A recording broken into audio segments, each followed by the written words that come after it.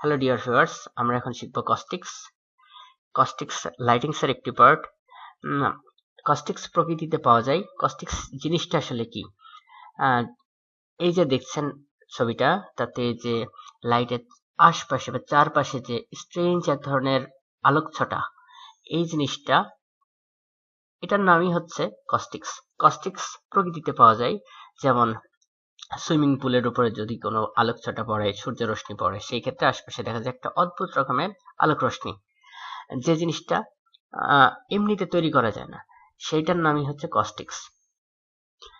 আমরা এখন যেটা ক্রিয়েট করতে যাচ্ছি সেটার ফাইনাল রেজাল্টটা অনেকটা এরকম আসবে। তবে চলুন আমরা শুরু করি। প্রথমে আমরা একটা রিসেট দিয়ে নেব।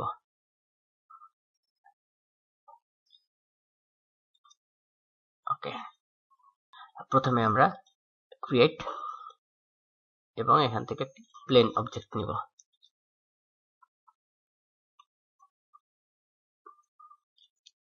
এবার স্ট্যান্ডার্ড এর নিচে আছে এক্সটেন্ডেড প্রিমিটিভস, এখান থেকে নেব টরাস নট, ড্র করব torus knot. Okay, select and move tool দিয়ে ফ্রন্ট ভিউ পোর্টে একটু উঠিয়ে নেব। ওকে, এই হচ্ছে টরাস নট। আচ্ছা, এবার আমাদের প্রথম কাজ হচ্ছে রেন্ডার সেটআপে যাওয়া। রেন্ডার সেটআপে গিয়ে প্রথমেই নিচে অ্যাসাইন রেন্ডারার, এখানে থেকে এই স্ক্যান লাইন ডিফল্ট দেওয়া আছে, এখানে এই থেকে আমাদেরকে এনভিডিয়া মেন্টাল রেটা সিলেক্ট করে দিতে হবে। ওকে, এবার আমরা যাব ম্যাটেরিয়ালে। এখানে আছে ম্যাটেরিয়াল এডিটর, এখানে রাইট ক্লিক করুন, ম্যাটেরিয়ালস এর নিচে আছে স্ট্যান্ডার্ড এর নিচে মেন্টাল রে আর্ক এন্ড ডিজাইন। ওকে, এখানে double click, select a template, এই অ্যারো চিহ্নতে ক্লিক করুন, নিচে আছে গ্লাস ফিজিক্যাল সিলেক্টেড। আচ্ছা, এবার এই নটটিকে টেনে এই সিলেক্ট করা টরাস নটের উপর ছেড়ে দিন। ব্যাস, এখানে অ্যাপ্লাই হয়ে গেছে ম্যাটেরিয়ালটি। এবার ম্যাটেরিয়ালের কাজ শেষ। ওকে,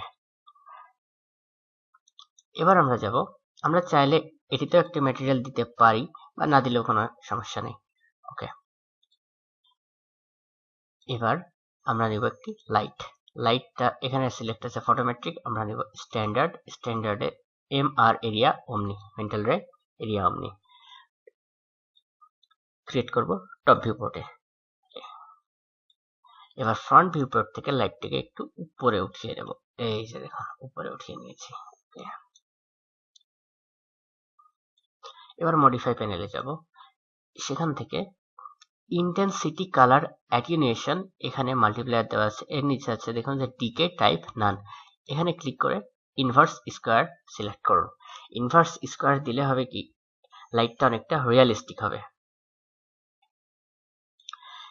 ইনভার্স স্কোয়ারের নিচে আছে স্টার্ট, এটিতে এই যে চারিদিকে যে বক্সটা ইনভার্স করে রেখেছে স্কোয়ারটা, এটি আসলে সাইজটা কতটুকু হবে সেটি নির্ধারণ করে। আমরা একটা সাইজ বাড়াই দিলে এরকম আসবে। ওকে,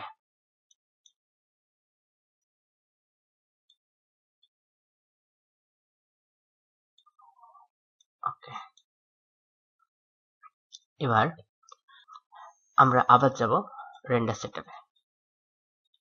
এখানে থেকে গ্লোবাল ইলুমিনেশন, এখানে প্রথম কাজ হচ্ছে আমাদের ফাইনাল গ্যাদার এফজি, এটা করব লো, ড্রাফট ছিল লো। আর একটু নিচে এই যে কস্টিক্স এন্ড ফটোস ম্যাপিং, এখানে আমরা কস্টিক্সটাকে এনেবল করে দেব। এর নিচে অপশনটা এনেবল হয়ে যাবে, ম্যাক্সিমাম নাম্বার ফোটনস পার স্যাম্পল, এটিকে চেক করে দেব। তার নিচে দেখুন ফোটন ম্যাপিং, এটাকে এনেবল করে দেব। আর একটু নিচে এখানে জিওমেট্রি প্রপার্টিসে all object generate and receive GI and caustics, এটিকে এনেবল করে দেব।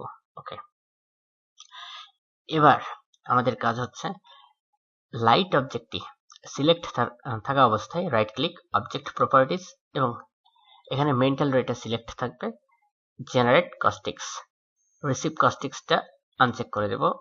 ওকে, এবার সিলেক্ট করব torus not, right click, object properties, mental রে এবং জেনারেট কস্টিক্স, এটিতে রিসিভ কস্টিক্সটাও সিলেক্ট থাকবে। ওকে, এইবার প্লেন অবজেক্টটিকে সিলেক্ট করব, রাইট ক্লিক, অবজেক্ট প্রপার্টিজ। এটি জাস্ট দেখার জন্য মেন্টাল রেতে যে রিসিভ কস্টিক্স সিলেক্ট আছে কিনা, এটি সবসময় থাকেই, তো চেক করে নেওয়া যাবে ওকে নেওয়ার জন্য।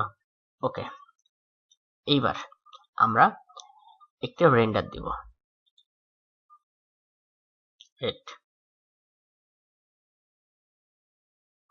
আমাদের কস্টিক্স ক্রিয়েট হয়েছে, যদিও একটু দূরে আছে, তাই হয়তো বুঝতে কষ্ট হচ্ছে। এই যে চারিদিকে যে লাইনগুলো দেখছেন, এগুলোই মূলত কস্টিক্স। এটি ক্রস করে দিই, এটিকে আরেকটু ক্লোজে নিয়ে আসি এবং আরেকটা রেন্ডার দিই।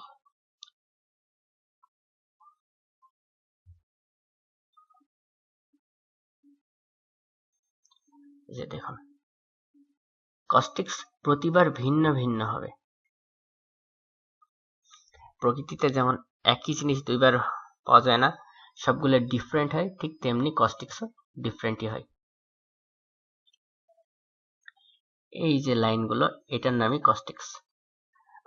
এই জিনিসটা আমরা কম বা বেশি করতে পারবো গ্লোবাল ইলুমিনেশনের যে এভারেজ কস্টিক ফোটনস পার লাইট, এখানে 20,000 আছে। 20,000 খুবই অল্প অ্যামাউন্ট। আমরা আরেকটা শূন্য ধরে দিয়ে এন্টার প্রেস করি, সেই ক্ষেত্রে দেখুন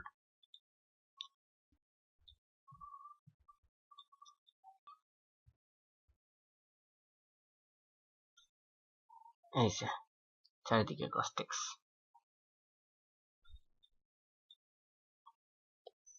ফোটন ম্যাপ, ফোটন পরিমাণটা যদি বৃদ্ধি করা হয়, সেক্ষেত্রে রেন্ডারের পরিমাণটা, সময়ের পরিমাণটা বেড়ে যাবে। এছাড়া আমরা এখান থেকে মাল্টিপ্লায়ারটা বৃদ্ধি করে দিতে পারি। এবার দেখুন রেন্ডার,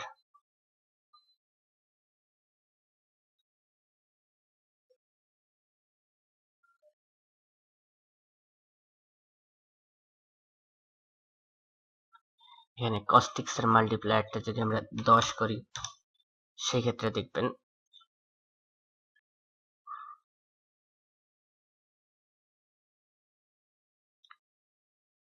মাল্টিপ্লাই যত বৃদ্ধি করা হবে, আলোর পরিমাণ তত বেড়ে যাবে।